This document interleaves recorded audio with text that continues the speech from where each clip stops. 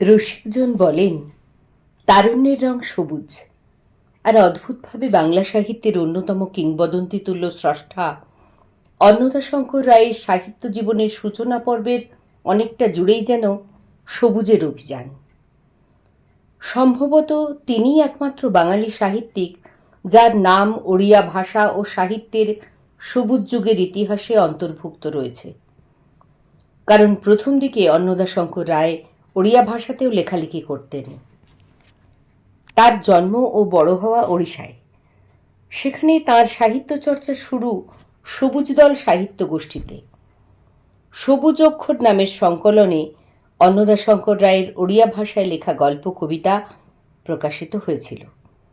আবার আশ্চর্য ব্যাপার, বাংলা সাহিত্যের অঙ্গনে অন্নদাশঙ্কর রায়ের পদার্পণ সবুজপত্র নামের পত্রিকায় লেখার মাধ্যমে। সম্পাদক প্রমথ চৌধুরী এবং নেপথ্য নায়ক রবীন্দ্রনাথ ঠাকুরের সান্নিধ্যে এসে তার জীবনবোধ ও সাহিত্য দর্শন পরিণতি পেয়েছিল।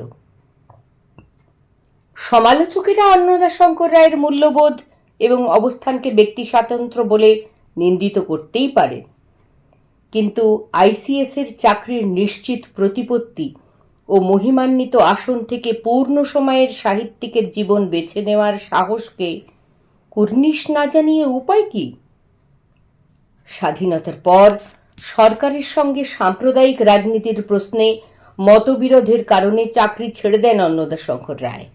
তেলের শিশি ভাঙল বলে খুকুর পরে রাগ করো, তোমরা যেসব বুড়ো খোকা ভারত ভেঙে ভাগ করো, তার বেলা ভাঙছ প্রদেশ, ভাঙছ জেলা, জমি জমা ঘরবাড়ি, পাটের আড়ত, ধানের গোলা, কারখানা আর রেলগাড়ি, তার বেলা চায়ের বাগান, কয়লা খনি, কলেজ, থানা, আপিস ঘর, চেয়ার টেবিল, দেওয়াল ঘড়ি, পিয়ন, পুলিশ, প্রফেসর, তার বেলা যুদ্ধ জাহাজ, জঙ্গি মোটর, কামার, বিমান, অশ্ব, উট, ভাগাভাগি, ভাঙাভাঙির চলছে যেন হরির লুট, তার বেলা তেলের শিশি ভাঙল বলে খুকুর পরে রাগ করো, তার বেলা তোমরা যেসব বুড়ো খোকা বাংলা ভেঙে ভাগ করো, তার বেলা।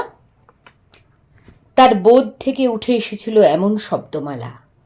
আমৃত্যু তিনি সাম্প্রদায়িক বিভাজনের এবং হিংসার রাজনীতির বিরুদ্ধে ছিলেন, কিন্তু কখনোই কোনো নির্দিষ্ট গোষ্ঠীর লেখক হিসেবে চিহ্নিত হতে রাজি ছিলেন না।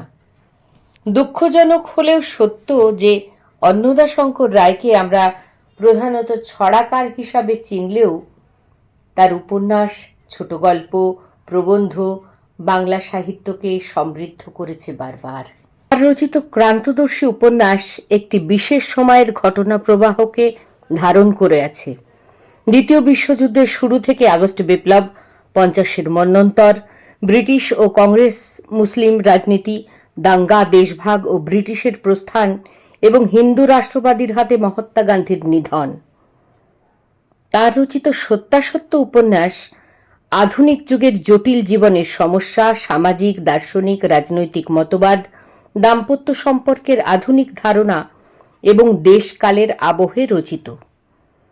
তার বিশ্ববিখ্যাত সভ্যতার বিবর্তন সম্পর্কে সচেতনতা ও মানবতাবাদী চিন্তাভাবনা রবীন্দ্রনাথেরই উত্তরাধিকার। নমস্কার।